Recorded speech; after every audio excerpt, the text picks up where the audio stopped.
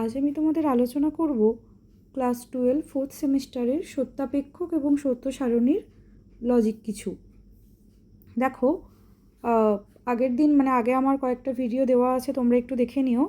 সেখানে আমি বচন আকারের সত্যমূল্য কীভাবে নির্ণয় করতে হয় সেই ব্যাপারে একটা ভিডিও দিয়েছিলাম। তোমরা সকলেই পরবর্তী ভিডিওর জন্য বলেছিলে।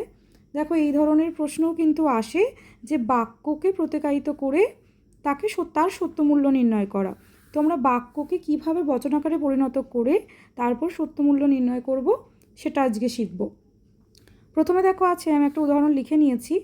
এমন নয় যে রাম যাবে। এবারে আমরা যখন গ্রাহক লিখছিলাম আমরা জানি পি আর কিউ গ্রাহক হিসেবে ধরছিলাম। এই যে রাম যাবে এই জিনিসটাকে আমরা লিখব, ধরা যাক রাম যাবে, এটাকে আমরা ধরলাম পি। কেমন? এমন নয় যে, এই পুরো অংশটাকে আমরা কাল চিহ্ন দিয়ে ধরব। কারণ আমরা যখন নিষেধক শিখেছিলাম আমরা জানি যখন কোনো কিছু অস্বীকার করা হয় তখন কিন্তু এই কাল চিহ্নটা তার ক্ষেত্রে হয়।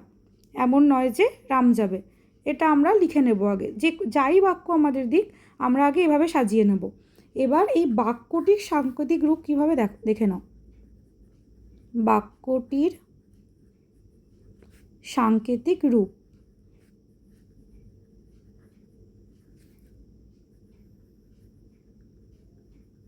কিভাবে লিখব? কল, এমন নয় যে জন্য কল, আর পি রাম যাবে। এবার বাক্যটির বচনাকার লিখব আমরা, বাক্যটির বচনাকার। বচনাকারেও এটাই হবে কল পি। এই হয়ে গেল আগে আমাদের সাজানো। এবারে আমরা কিন্তু সেই যে করেছিলাম নির্দেশক স্তম্ভ আর ফল স্তম্ভে আমরা কিভাবে করব দেখো, লিখে নেব নির্দেশক স্তম্ভ,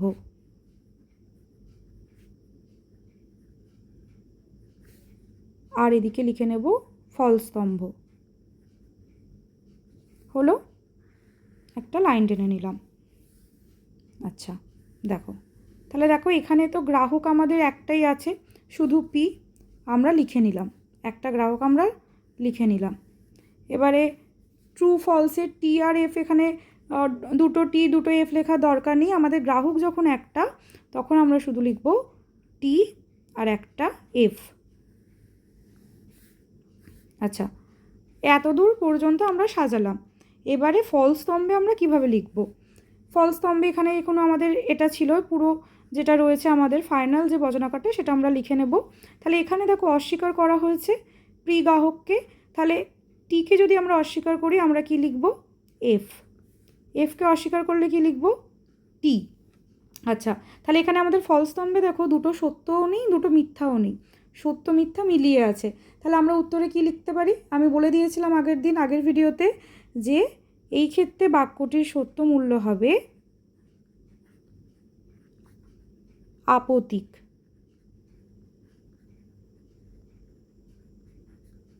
সত্য মূল্য হবে আপতিক।